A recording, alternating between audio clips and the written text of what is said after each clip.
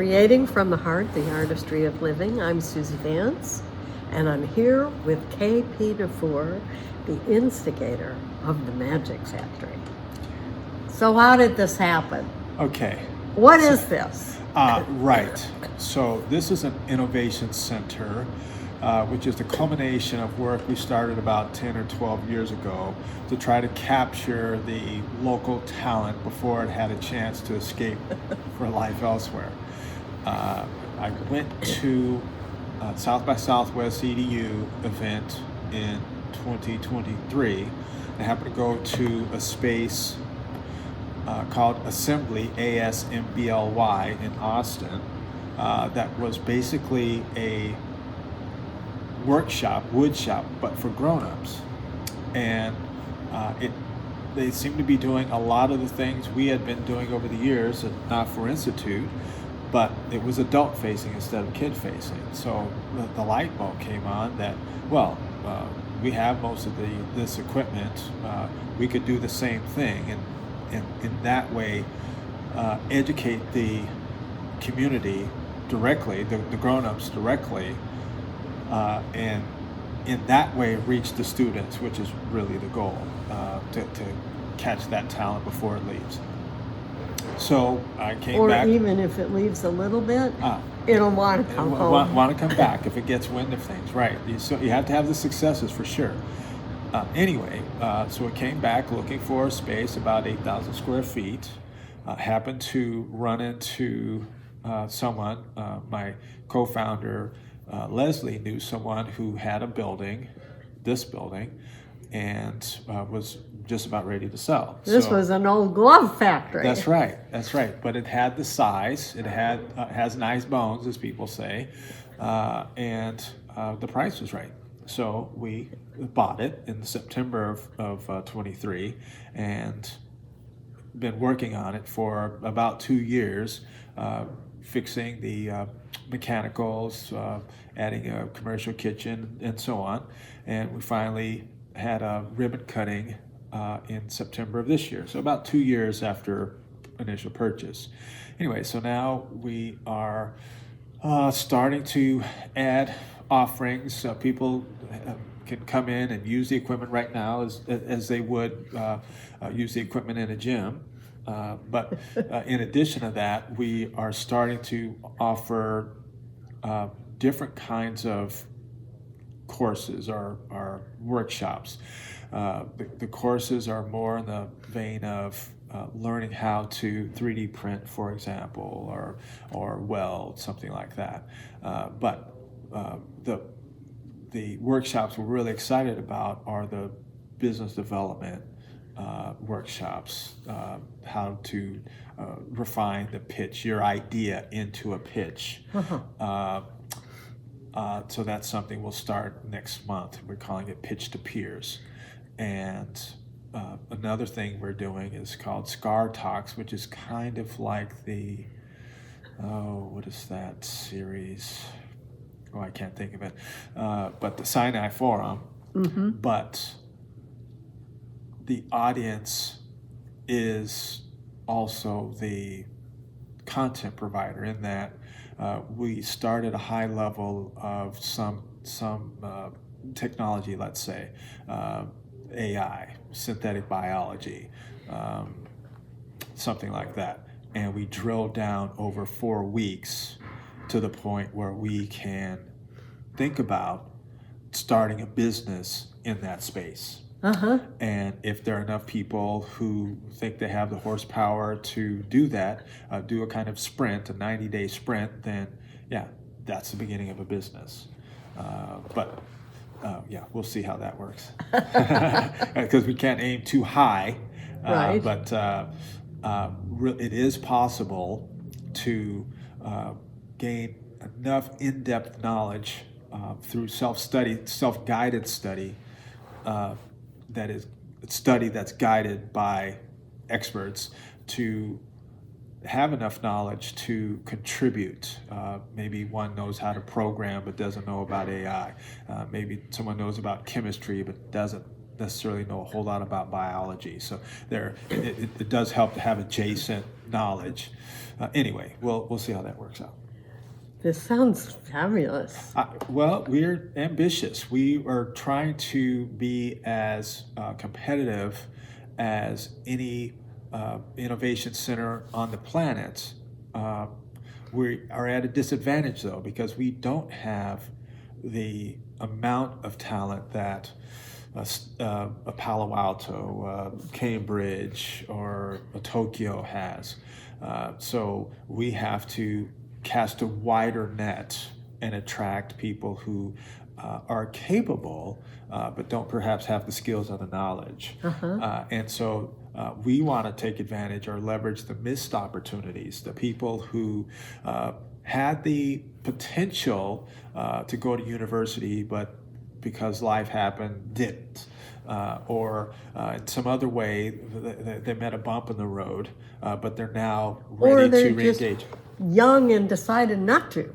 Yes, well, whatever the reasons are, wherever they are in life, if they want to pursue something that requires a bit more tempo, a bit of grit, then we're here for them. So we offer trades. For example, there's someone in the kitchen right now making cookies. So this guy is a painter, a commercial painter, but he wants to make cookies for a living. So yeah, there are a lot of different ways to come at Majik Factory, but all of them can lead to success if the person wants it. So tell me who this person is in the kitchen. Well, this is someone, I believe you introduced us, if I'm not mistaken, as Will Baylock. Yes. Someone who's been coming around for probably about 2 years, just after we properly decided to start building the kitchen, and has followed our progress over that time, and is now... His cookies are amazing, and he had Al saying, "We'll buy some," Sure. And Strachan Van Til's, "We'll buy some," right? And it's I mean, there's opportunity there. So yeah. So now we're at the point where he's making sure that he can do what he wants to do in our facility. So that's what's going on today. This is kind of a test run, and then assuming that goes well, then and packaging goes well, then we will make sure to cross all the T's and dot all the I's and start distribution next month or so. I'm so happy to be here on this day. Yeah, happy coincidence, because he was supposed to be here last Friday. So, in fact, when he came in, I thought it was you. So, it will be interesting to see how that works, because this is a bit of a boomerang. That's fun. Well, we'll see. We're interested in performance, and there's an opportunity here for someone to perform at a high level. And the market still has to want it. So we'll see. Yes. See. Yes. Just taste one of those cookies. Oh no, I've had them. It's not me. I can't buy all Will's cookies. I'm rather overcommitted as it is, but that's the message we have for everyone who comes in. You can be as enthusiastic about something as you want, but if no one wants to buy it, you won't make a living at it. Yes. And there's another part of what you have to do, which is to communicate. You absolutely have to communicate the value of your proposition to your particular market, or pivot to that market. I'm thinking of the number of Botox was for something, and now they're using it to blow up women's faces. But that's something. Viagra, I think, same thing. That wasn't designed for enhancement. It was designed for something else. But they figured out that it works worked. that way. Yeah. So we have to be. One of the things we hope we can facilitate is the pivot. Here's what you want to do, and here's how you can do it in a way that will resonate with the market. And so when it resonates with the market, your pocketbook will sing. Yeah, that's it. You have to be willing to do it. To listen to hopefully, the market. right, and hopefully what you hear doesn't make you think you have to compromise. Right. Right. That's the barrier, the psychological barrier that Right. people find themselves in sometimes. They want to do things a certain way. My way. Yeah, and fine, but understand that There may be a price for that. that's right. That will be expensive. Yes. Right. So, and we're happy as long as you're happy. But yeah.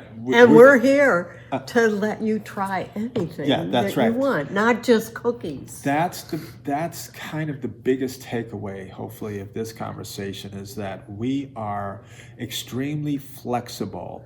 Anyone who comes through the door with an agenda, we will bend over backwards to make it possible to execute that. Kind of the make a wish in reverse, where the people are kind of driving the idea. It's not them asking to be given something. It's they're asking to create or produce something. Right. Yeah. So there's and any community can benefit. That's one of the reasons we stayed in Michigan City with this. To succeed here makes it infinitely more likely that we'll be able to replicate this in any downtrodden town Yes. in the country. And if it's a place that's already thriving, will enhance even more. But yeah. But that means we have to look in a lot of different directions. And in some ways, it's a parallel because you have to start this. And By you, do you mean me or the person walking through the door? well, the person walking through the door is going to begin and try to create something and to be able to do it successfully and market it. Right. But at the same time, you with a Majik Factory here Yep. and maybe a Majik Factory right. someplace else That's right. have to do the same thing. Exactly. That's right. I have to listen to the market. A lot of what you see is a result of an evolving vision. Right. Goal remains the same, but the path the path to the goal has evolved absolutely. I'm noting the bins and things over there, the colorful bins, because we were kid facing for much of our life, from 2014 through 2022.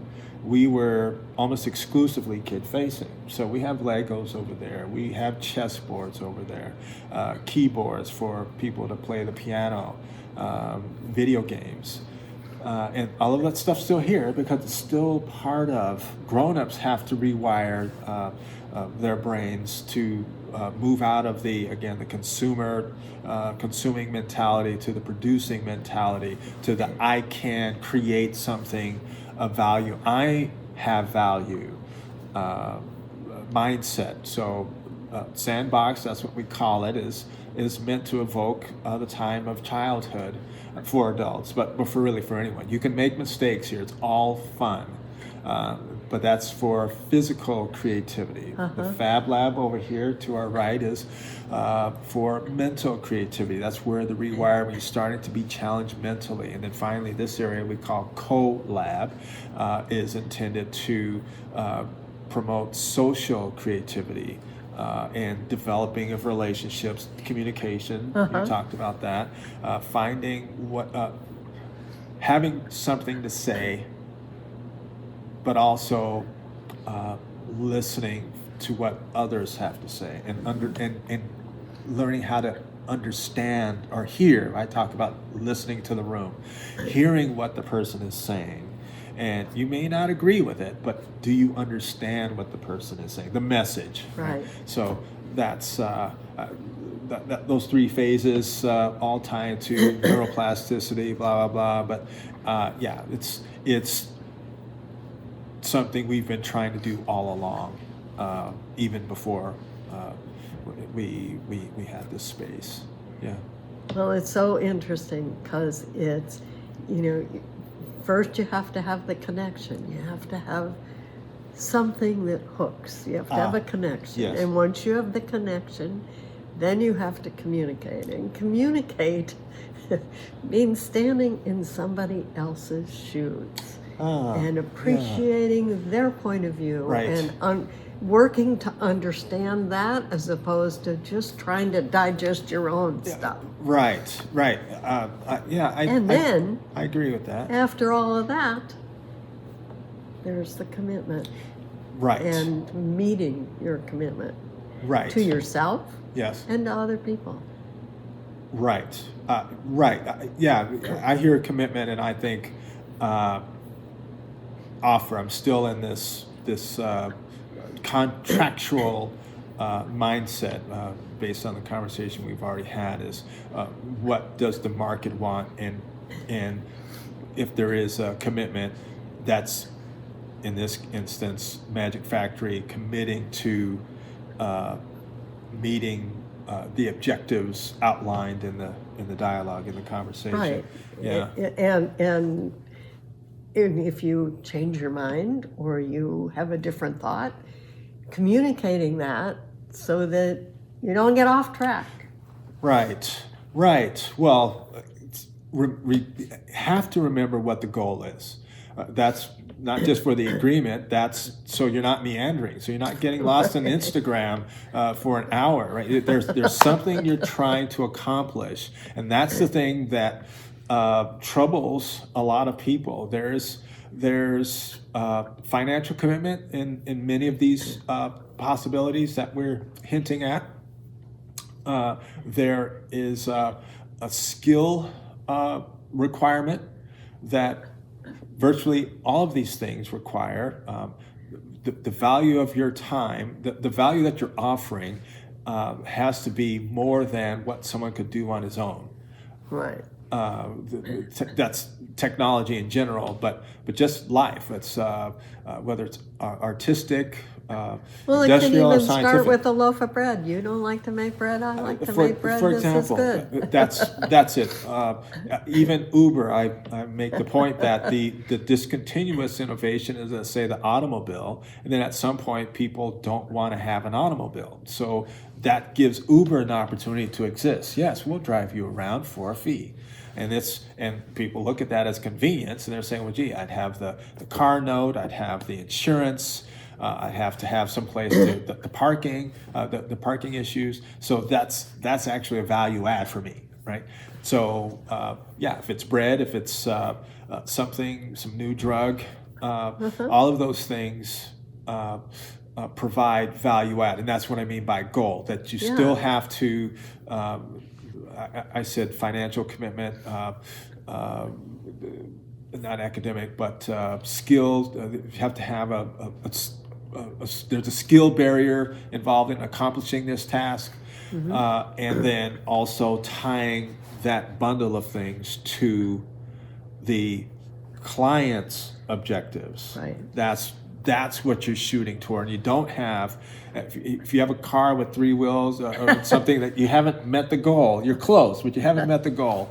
Well, I won't come up with any other examples, but yes, it's not just finishing the task or the project, it's finishing the project in a time allotted that meets the objectives of the client. Or if the client changes his mind, as you suggested, that you're hearing that and you pivot with. Yeah. And so we try to bake in, when someone gets to that point, bake in, we talk about, well, you said try the cookie, where we're saying to people who are trying to start a business in food, for example, that listen, before you think about a storefront, Right.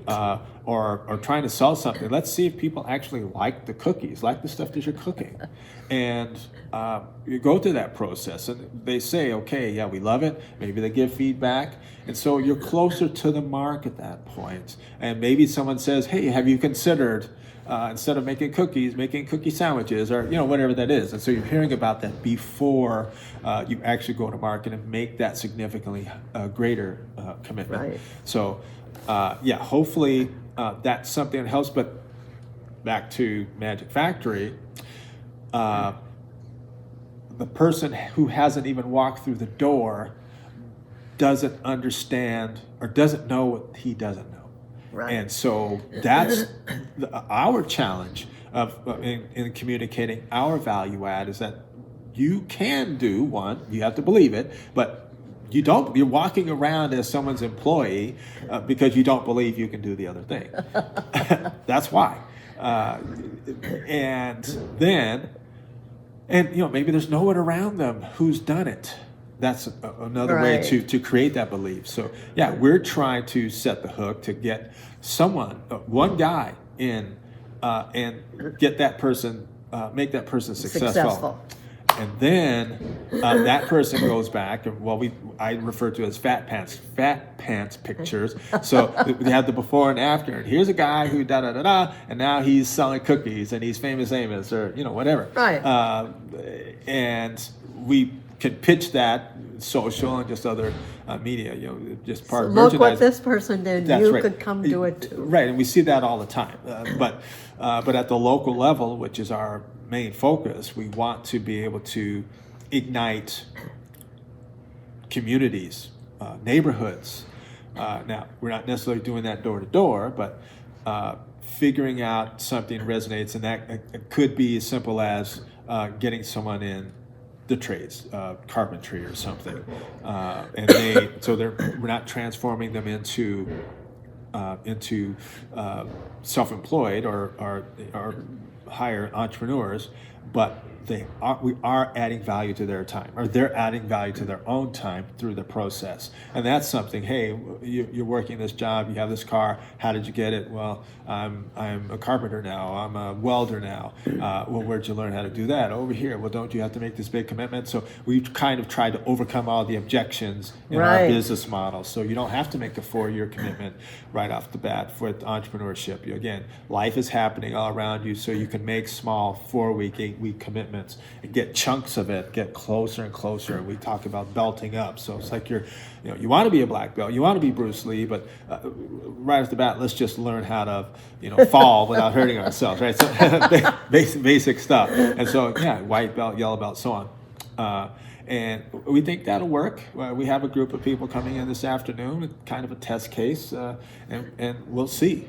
These are people who are, I interact with the people who have positive control of other people, and in many cases they're youths, and so this person in particular is bringing some of his youths here, and he believes that they'll want to do it, but he's bringing them here to confirm that they want to do it and for them to make the commitment. And I have one of my instructors coming to meet them, and so they'll interact and they'll likely know some of the same people, if not one another. And yeah, if we get four people, or just doesn't matter how many out of that group, now we have a before picture. Yeah. And then the fat pants picture after they succeed and they have their cards and so on and so forth, that will attract the next round. Yeah. Hopefully. So how do people find you and come in and say, I want to try this? Right. Well, so we're still at the early adopter phase overall, meaning we are attracting through what we've done. So I'm going to get back to answering that question. Okay. Who are in here working on a 3D printer, making furniture in the back, that they already know how to do, or they believe they can figure out how to do it, and they're willing to try on their own, unsupervised. Mm-hmm.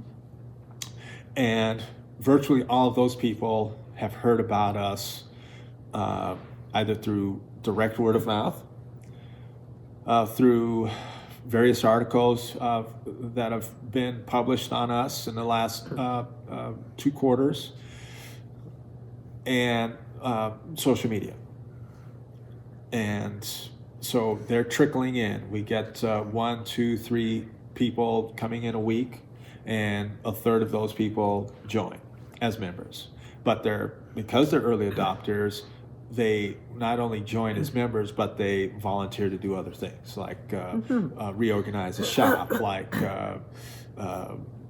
help with social media, whatever, because they see themselves as part of building something special, and they appreciate the existing value of the venture. Majik Factory. Yeah, right. And at some level, they are the first set of Fat Pants pictures, but more generally, what we're seeing is because of their enthusiasm, they're more like disciples, and they are attracting people directly. They're adjacents to come in, and so they're not walking through the door cold. Right. They know someone who knows, and has already worked here, and they have some idea translating the possibilities to that person. So that's going well between the walk-ins from existing work and from the disciples roping other people. We're building. So we have a goal of a certain number of members, and then it will really sustain itself. So it's really the other activities that require promotion. I mentioned the SCAR talks. I mentioned the pitch to peers. Both of those things will start with primarily with social media. We may use our mailing list to let people know about that. I'm not sure though. I'm not sure about that. And again, we're perfectly happy with 4 to 12 people coming in, because they'll tend to be motivated people and committed, and learn from that first round in both cases, and then just repeat. So each one of these things will be monthly activities that occur on a weekly basis. One topic or one transaction that's a month long, with weekly gatherings. I've already mentioned the trades. Same sort of deal, but we're starting with one cadre, and we'll have a better sense today about what that's going to look like. And again, that'll start in January. So that really is the next phase, is the Majik Factory doing, and reporting, advertising, leveraging those results for further merchandising.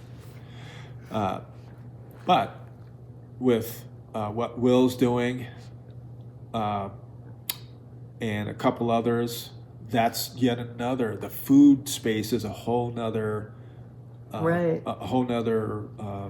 plank for this. It's all the same in that people are producing, but the nature of food is different. Yeah. So we will be not transforming, but activating this front portion as a cafe, coffee shop, diner in the next week or two. Awesome. So we're starting with breakfast and coffee, and we'll be open from 6 to 3 every day, with the idea that it's not dine in unless you're a member. So there's a social member level, but everything is made to go. So a lot of places like Boathouse, used to be Top Dog,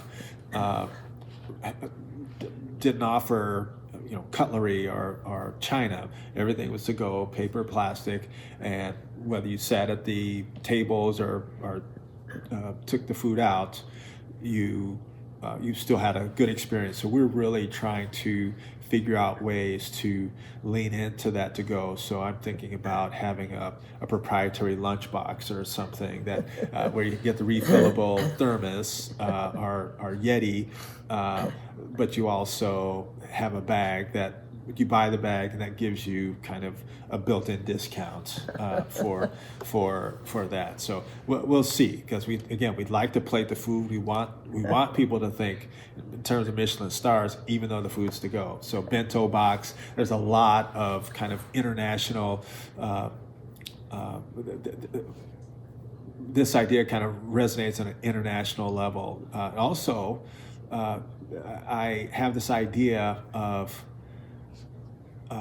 internationalizing soul food, or the idea of soul food, that it's not just, when we say soul food explicitly, we're talking about food from the South that slaves and others consumed, but this idea that soul food is comfort food that arises from hardship.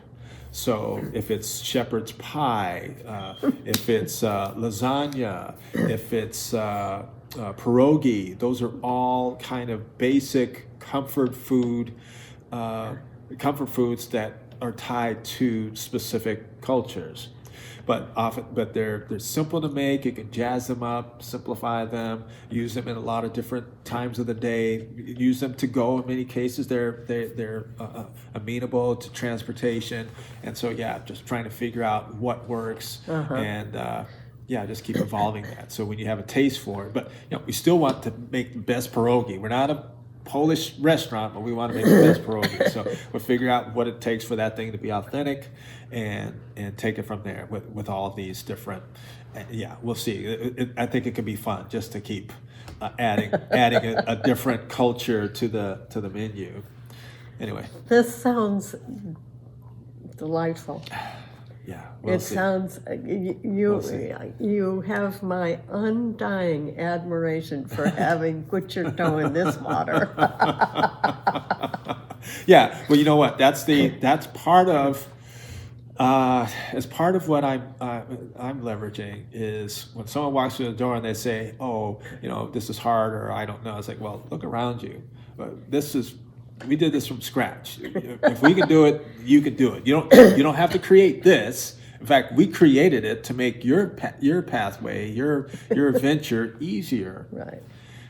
And there are people in the room who will help you succeed, who want you to succeed. Right. You're not alone. That's right. That's great. So passing all that along is not something that resonates right away. If you haven't been on a team or in the military, something where you are depending on other people and they're depending on you, then you're expecting stuff to be handed to you. That's TV babies, from TV babies on, microwave babies and so on, Uber babies, each one of those things outsourced some level of independence, some level of I'll say control. I mean control in a very loose way. And so this space is about regaining or taking some of that control back. Awesome. Yeah. Okay. I like it. Okay. This is great. Yeah. Thank you, KP, for sharing. You're welcome. This is something, and I'm sure that when people see this, they'll understand a little bit more about what's happening here. I hope so. You asked about how we're getting the word out, and this is one of the reasons I agreed to do it, because your people are going to watch this and maybe get something out of it. I hope so. We'll see. Be great. Thank you, Suzy. So thank you for joining us, and we'll see you next time.